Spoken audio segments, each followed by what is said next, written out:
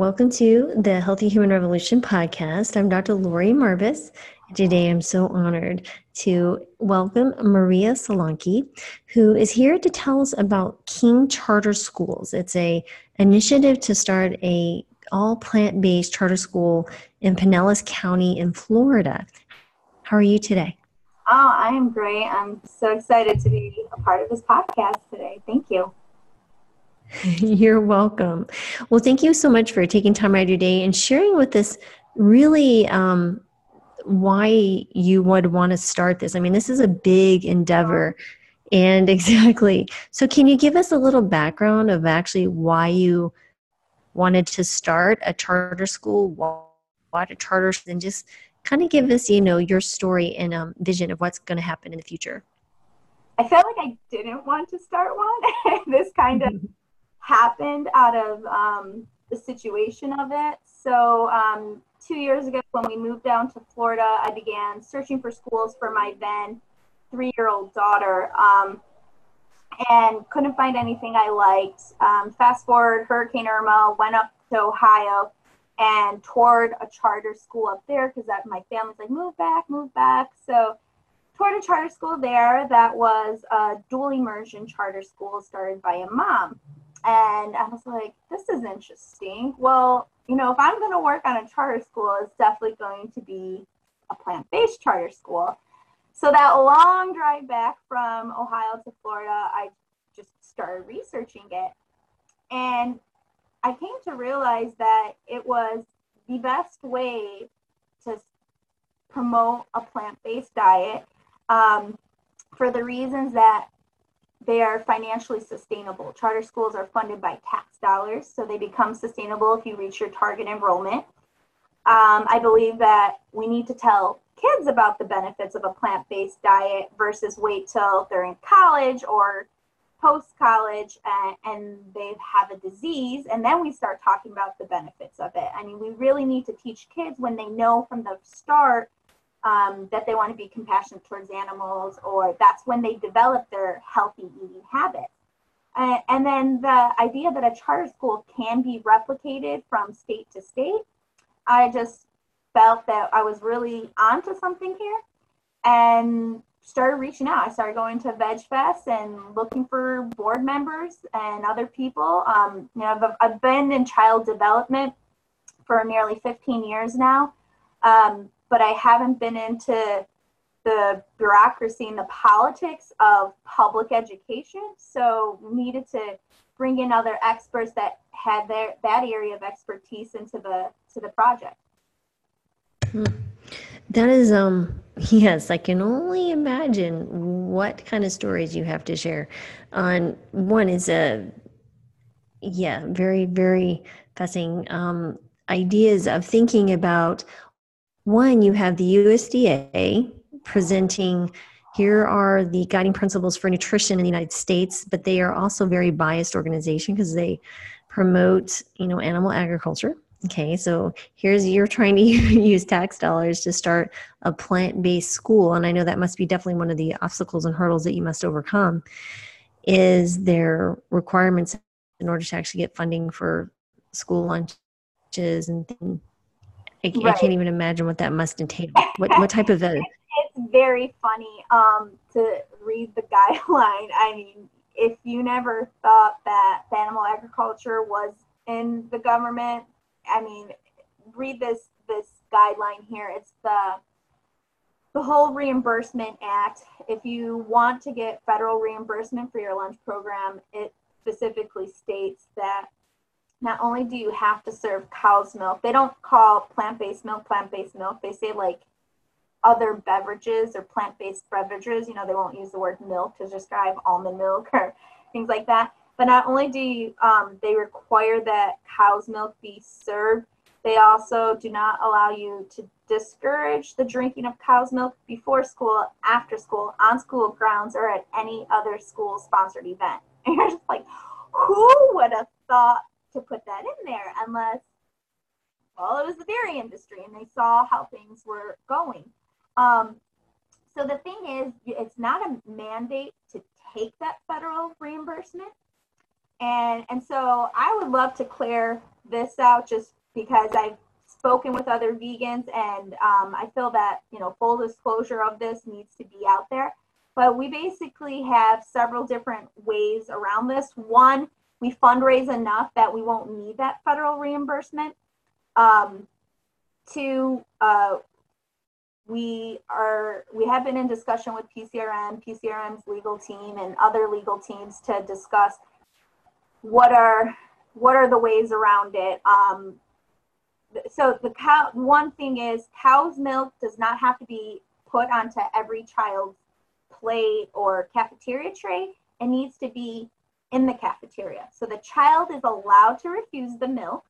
And so some schools that have been trying to decrease have gone around by putting water that has fruit pieces in it, just to make it more attractive so the child will leave the milk. Obviously giving information to parents, because parents are allowed to sign, which I've done this with my daughter, that they don't want their child to receive any of the milk, but you have to sign that, stating that you do not want your child to have it. And then the other option is really just taking the funds for a certain number of years. If we reach our projections of student enrollment by year 3, we anticipate to no longer need those funds to begin with. So it would be a 2-year program to wean them off of it. The good thing about the milk law is that you're allowed to order less and less each month. So say, for an easy number, you ordered 100 cases month 1, but you had so much left over. Month 2, you order 50 to 25 until you're down to 1 or 0. And we do plan on educating the parents, the students, and the community around that. If that becomes the issue, we can't just think of one thing that will fundraise enough that we won't need that reimbursement, but we want to consider all the options. Okay, there we go. Sorry, the sound and everything is it's kind of loud here, so I'm muting while you're talking so they can hear you. And so that is really interesting that you have to go. It's unfortunate that you have to go through all of these hoops about dairy milk when we know, scientifically speaking, that it's unhealthy for children to consume milk. We are not cows people. We don't need it. Right. Well, and the good thing is that the 2020 regulations from USDA, will come out again, and they have been reaching out to plant-based physicians. And then September, there was something published by the American Medical Association, which stated that USDA regulations need to change because African Americans and Asians have over 70% lactose intolerant. So they're getting pressure from organizations that are not plant-based. And I think those changes will be happening when we look to other countries, how those changes are happening, and businesses. It's going to happen. Now, if it happens in 2020, all the better for us.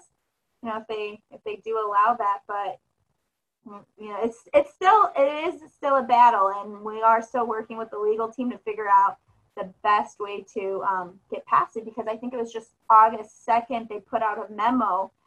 They heard about this water thing that some of the schools have doing, and the memo came out that said milk must be offered before water is offered. So all we can do is continue to try. The only way we get there is if we start now. Everyone has been saying, not everyone, but there have been a few people that this might happen in 20 years. I'm like, well, it'll only happen in 20 years if we start the process now. We can't just wait for 20 years to go by and then say, all right, where's my hoverboard? This is going to be happening now. That's exactly right. Well, let's get back down to your school. So you have a few things that you'd like to highlight, what the school will entail. First of all, give us an idea of what is a charter school and what will make this one special. I mean, granted, it's going to be plant-based, but what do you mean by plant-based? Is this going to be, just learning about plants? But I think there's some special qualities about your school that others will need to know about. Yeah, absolutely.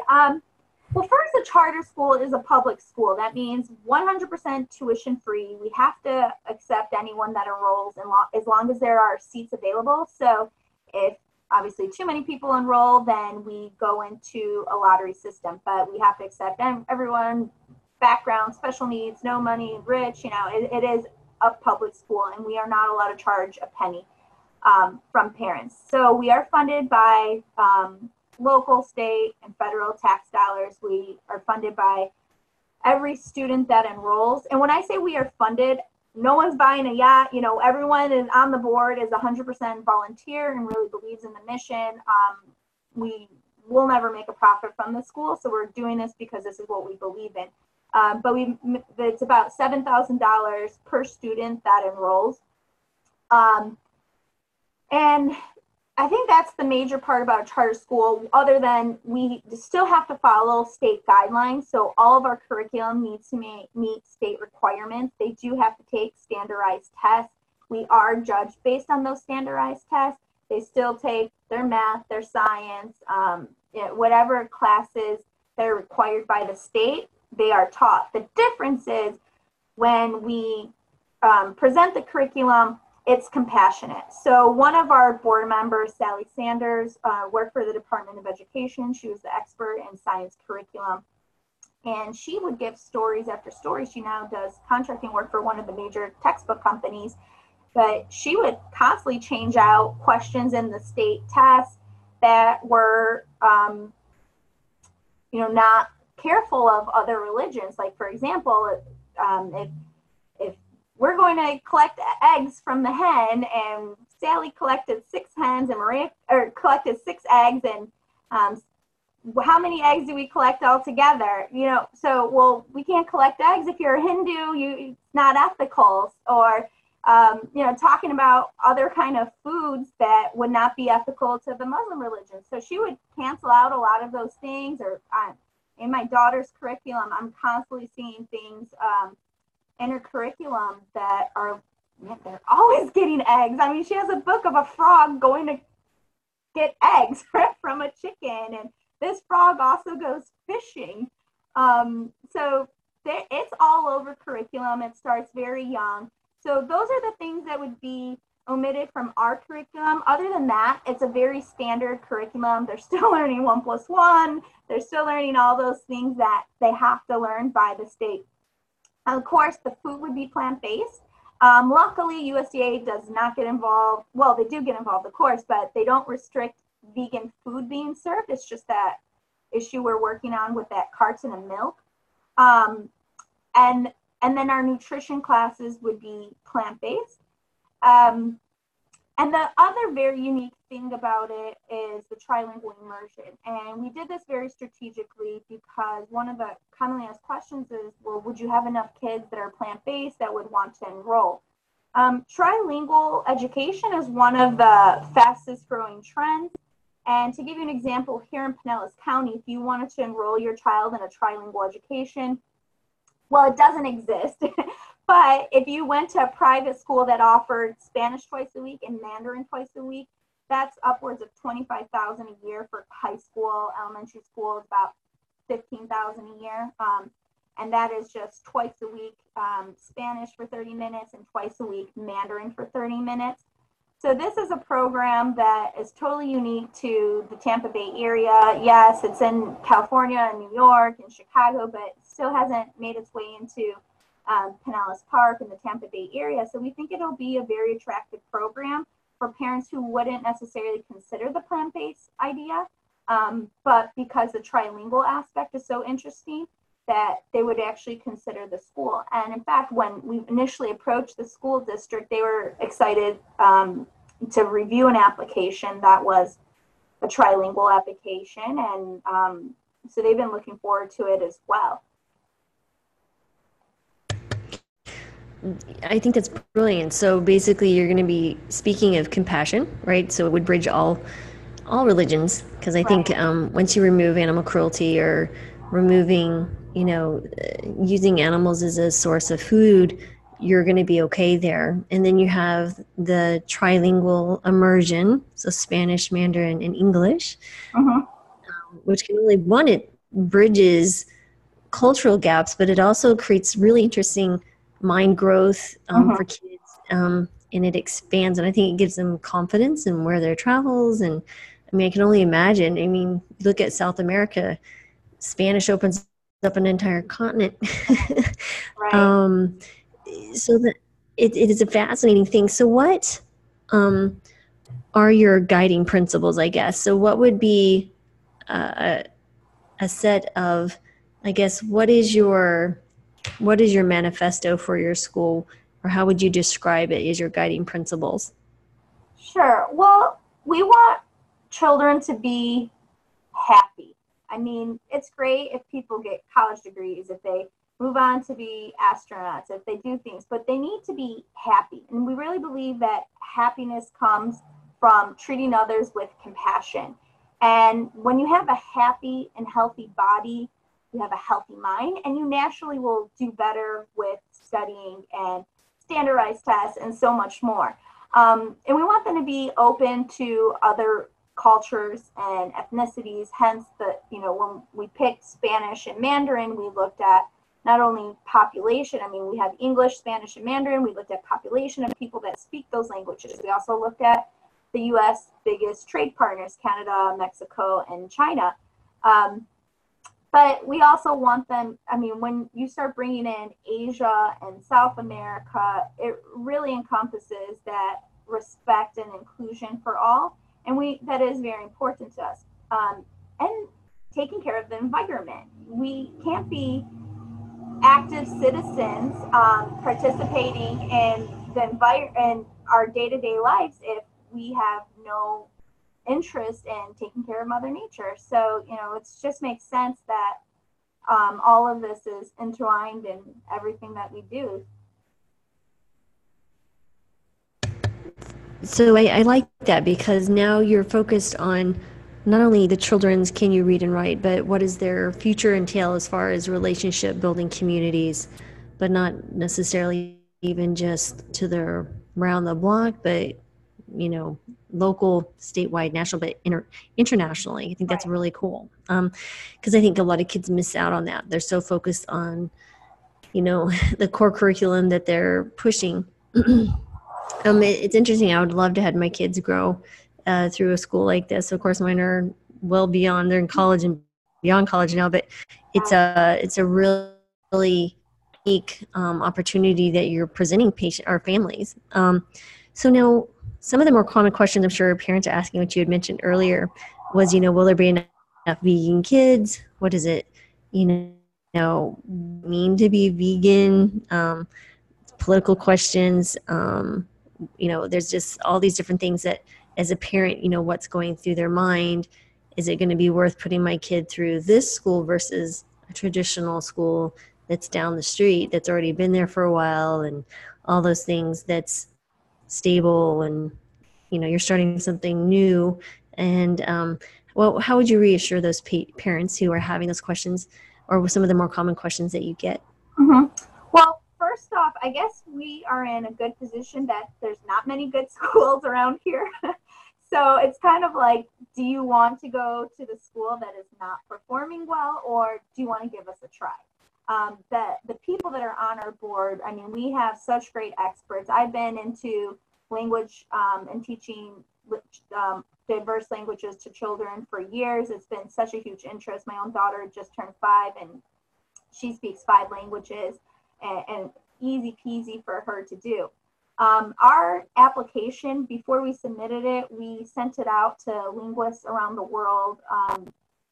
And these are top distinguished linguists, and we had them review it. We took their feedback, we made edits. I mean, this application is so detailed and thoughtful that I would be shocked to see that another charter school has put in so much thought, because on the board, we currently have 2 parents that want to send their kids there. We have other board members who don't have kids yet, but may have in the next 2 years or so.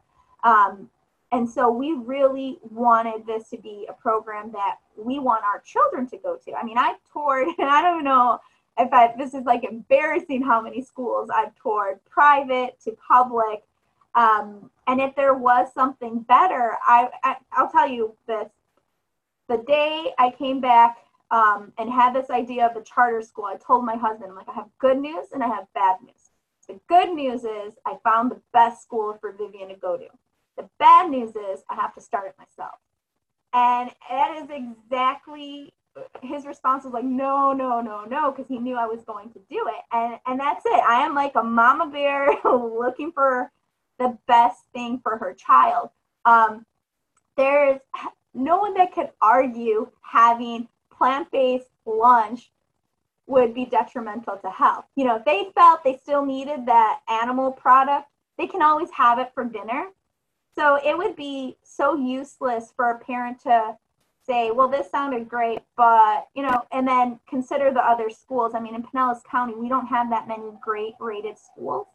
And considering the board members that have come onto this to really develop and put their heart and soul into it, it is a very grassroots movement put by, you know, local people here that really want to see something. So I would say, you know, give it a chance. We are going to be open, working with local physicians and national physicians to put out more information to the community. And, you know, ultimately they have to make their own decisions, but we have to follow our guidelines too, by the state and federal government.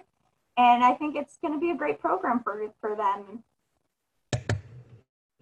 I think that's a great how you said that, right? And so you're a mom who is seeking the best for her own child. So I think that right there would speak volumes to someone else who also has a child that would only want what's best for them. Mm-hmm. And if it's a public school that offers so much, and I know one of your visions is to share this across state lines.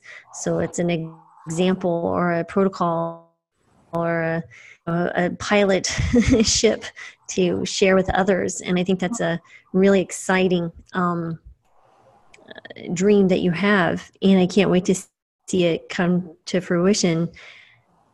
How much more do you need? So you're now you have these visions and you've got these amazing resources and some people that have great experience and they're passionate about the project. You have done all the work, you've submitted your application. What do you need right now that someone who's listening can help you and your organization and your program get started and off the ground? So our application has already been reviewed by the school board. We submitted it on February 1st. They came back to us just last week. I think they probably said the word strong to describe our program and immersion program at least 5 times. They just kept repeating how strong it is. They really liked it. This is so unique. It was like goosebumps how much, because this county has not approved a charter school in 5 or 6 years. They just deny, other than one expansion of an already existing school that expanded. But they just are the worst county in Florida to get an approval. It's kind of like this underground scene here that they all know Pinellas County is very difficult. But they just described our, immersion program and really liked it.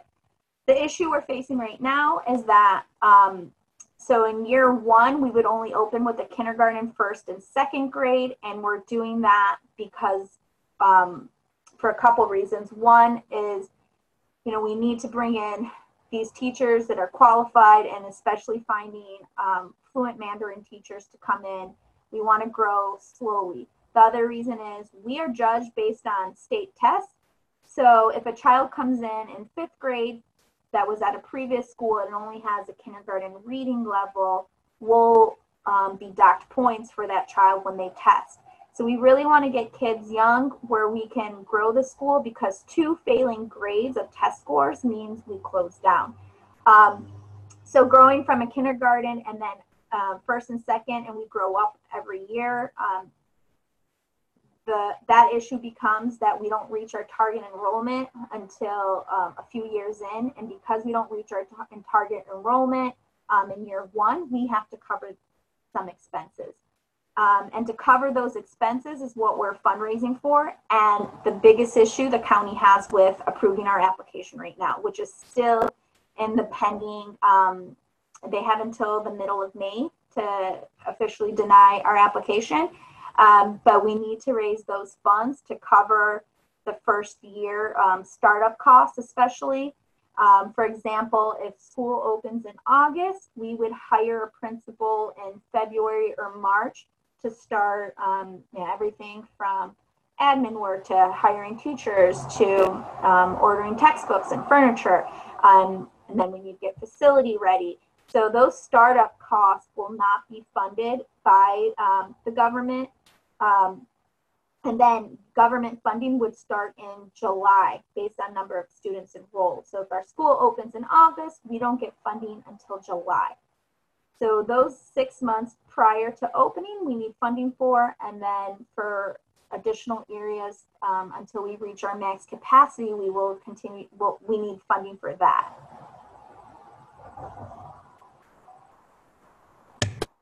So how much do you need to still raise then? We need to raise 300,000 would put us in a really excellent position. Of that, we've only raised about 15,000 at this point. Okay. So basically we need help with fundraising, sharing your story, getting everything out there. So everyone who's listening, if you've had a child, you believe in a plant-based nutrition, you believe in, expanding your child's horizon with, trilingual education and building community beyond borders, this is the opportunity for you to make a difference. So either contribute or share the podcast, the YouTube, and help them build this vision, because once they get it going, you could see one pop up in your local neighborhood. So, and you never know, hopefully, obviously I'm going to put the links here in your email, Maria, of people who can reach out to you. If they have very specific questions, or if they have maybe a larger donation that they'd like to give you or something like that. But I certainly think that this is a project well worth $1 that you've earned. I always, when I think about people providing monies that they've worked for, it's important that it's a value, right? So I'm trading someone's time and giving it to you for value. And I think this is certainly an investment in future. It's a future world that we'd like to see, right? Children interacting, learning different languages, cultures, and of course, a healthy diet and healthy minds. So I always agree, healthy bodies, healthy minds, healthy communities, healthy world. So I applaud your efforts. It's a gargantuan project. I can't even imagine how many sleepless nights you've had thinking about things. Oh, yeah. For sure. The great thing, what you said, is how we do plan to expand into other counties. And I just want to point out that there is a school called KIPP, K-I-P-P, which is like Knowledge's Power Program. They are not a plant-based school or anything really unique, actually, but they started in 1994, and since 1994 they have I believe it's over 225 locations with over 100,000 students, and they've just been going across the U.S. opening these schools. It's like, that's exactly what we want to see. We want to see these schools go across the U.S. We want to help other community members, whether they have kids or not. I mean, we have board members that do not have kids, or they're grown up, but they get it. They get how impactful this could be. It's not just going to help a kitten, or it's not just going to do one cooking class for a small community. It is really expanding it. We want to have classes for parents after school and for community members. We want to have workshops and talks and movie screenings, and have the school come and be the center point of that community and really just bring those community ties in. But I really believe that children make a huge difference, and that will be a ripple effect into businesses, and what businesses will start putting on the shelves or taking off the shelves as they get more and more informed that, we cannot wait till they're college students. We cannot wait till they're sick and dying of something in their 30s or 40s. We have to start with these kids. Well, I think it'd be interesting too, as you grow and you start having children taking these standardized tests, to see what happens, right? Because you very well may see, I would I would lean towards making a prediction that you're going to see scores be much higher. Lower depression rates, you may have lower obesity rates, you're going to have healthier families that have ripple effects to their family members themselves. There's so many variables that come from what we're eating and learning about in the community that it will be really interesting to see those changes. So attendance, behavior problems, exactly. There's so many things that we will have access to measure within 2 to 3 years. Yeah, exactly. And I think, that's, again, I would encourage people to consider giving even a small donation or a large donation to your goals. And I'm sure there's going to be some ways that people can stay in touch, and you're going to be sharing your process with those who do donate money and make sure that everything is done appropriately. But it's such an incredible project, and I'm excited to be a part of sharing your message. So is there any final words that you would like to share with those who are listening? Yeah, that is pretty much everything. We are a 501c3 in case that matters to anyone who would like to donate, or even if you're only able to donate $5 or $10, but you have that connection to a business or to another someone else that would like to, just helping us network, because it has been a lot to get to our application was over 400 pages, and just to do the research for those pages was extensive. Even having people that have been in the Department of Education for years, it has taken a lot, and networking is like a full-time job. So any amount of help we can even get from networking, or people have services that they want to donate, if they're in marketing, if they're wherever, we really want this to be a community effort. They say it takes a village to raise a child. Well, we're trying to raise the children of America. So we really need everyone to come together for this. And